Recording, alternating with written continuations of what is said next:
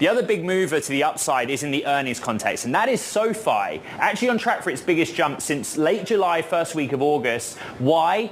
Profitability for the first time on a net income basis. This is the milestone that the street was looking for. There's a lot going on the technology side of SoFi's business and a lot going on the lending side and finance side of its business as well. Who do we speak to? The CEO, Anthony Noto, joins us now. And Anthony, we've been through this process psychologically, that first profit with a number of companies before.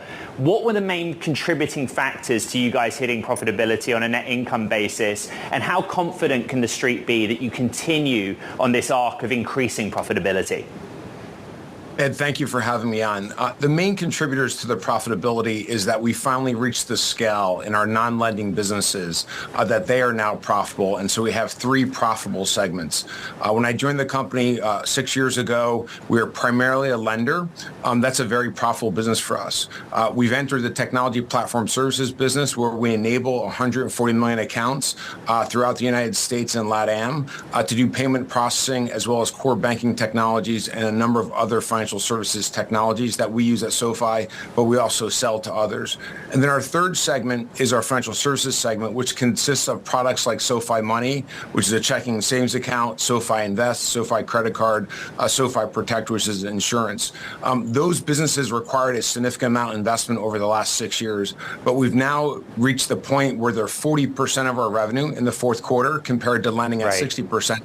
And they're profitable. And so that inflection point hit this quarter. And as we go into 2024, we believe the businesses will be 50% lending, 50% tech platform and financial services.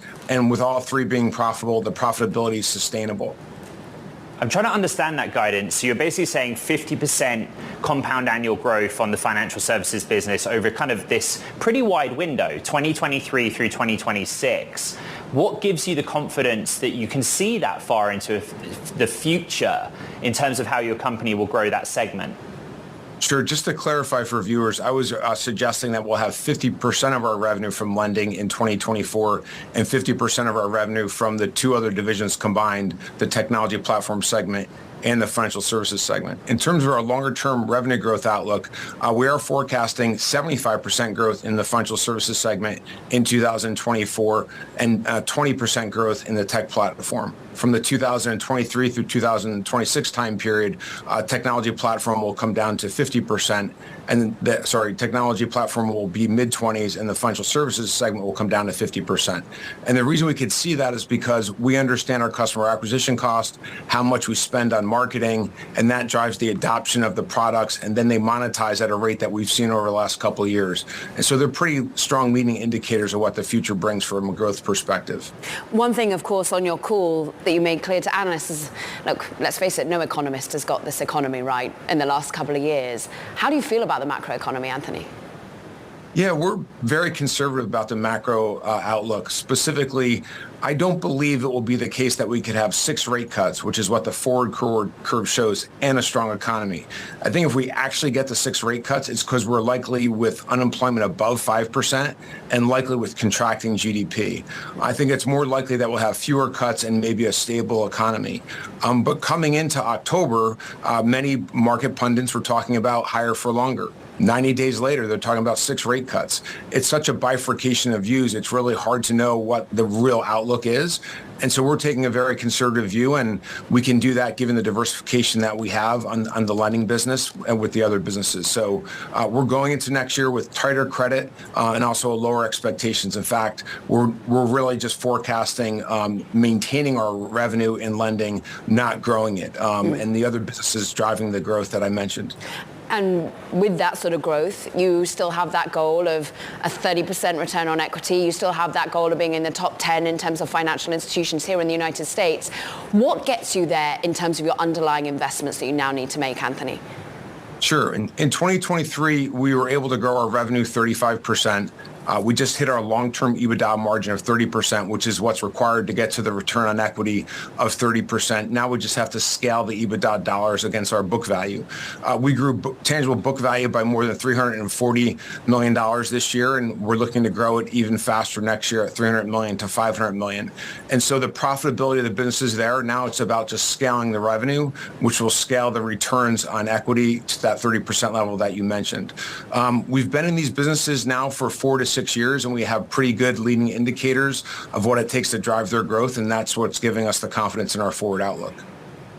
Anthony, our colleague Paige Smith on the fintech team is talking about your technology business. Our colleagues at Bloomberg Intelligence are talking about your technology business. This is the Bloomberg Technology show. What are we talking about when we say that SoFi is a tech company? What is the strength that you have there? Sure. Obviously, we have to build our own technology. We're a financial services company with no physical locations. And so the only way our products are delivered is through the mobile app or desktop services. So by definition, we have to have technology to do that. In addition, we have to have processing capabilities and operating systems. We use for processing a company that we bought, Galileo, back in 2020. Galileo is powering about 140 million accounts in the United States to do payment processing on debit and ACH rails, but also it's developed a whole suite of APIs that allows a developer to tap into those APIs and build account opening or a direct deposit or 2-day early paycheck or a payment risk platform. In addition to that, we have a technology platform that's a core banking technology called Technisys. It's really the operating system for products. It's a multi-product platform. We use it for SoFi Buy Now, Pay Later. Those are the two main products that we sell to third parties. And as I mentioned, servicing about 140 million accounts in the United States and LATAM today. Anthony, I think we've got to talk about the share reaction, right? Your gains are holding at around 23%. You know, I talked about that psychological milestone of net income profit. But do you finally feel like you're getting some credit? Because you've been talking about this plan for a little while. I have a sense of deja vu. We're talking about the same things now as the 2 previous times you've been on the show. Sure. I think that the inflection point in this quarter is, one, hitting our long-term margins of EBITDA at 30%. So that gives people a longer-term view on what our profitability could be. Second is 40% of our revenue came from the technology platform business as well as the financial services business, which means 60% came from lending. And so as we go into 2024, we're calling for that split to be 50-50, as I mentioned. That's also an inflection point. People have been waiting for that for a while.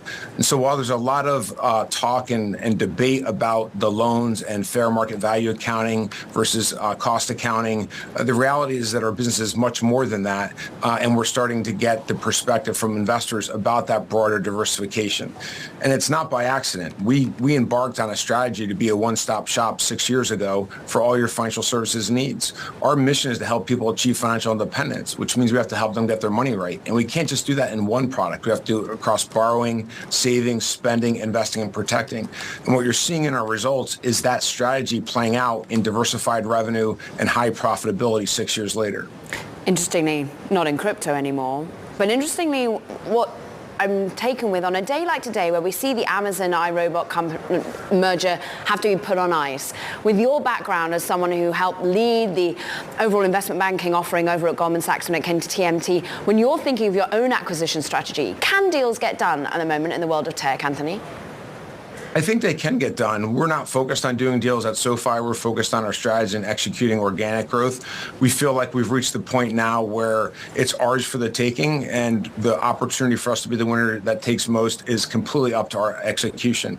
But more broadly, I do believe there's still M&A that will happen across both technology and financial services. I think financial services is probably a little bit more challenged because of the regulatory backdrop than technology is per se. But deals are getting done. They're just harder to get done, and they're going to courts, but in court, people are winning.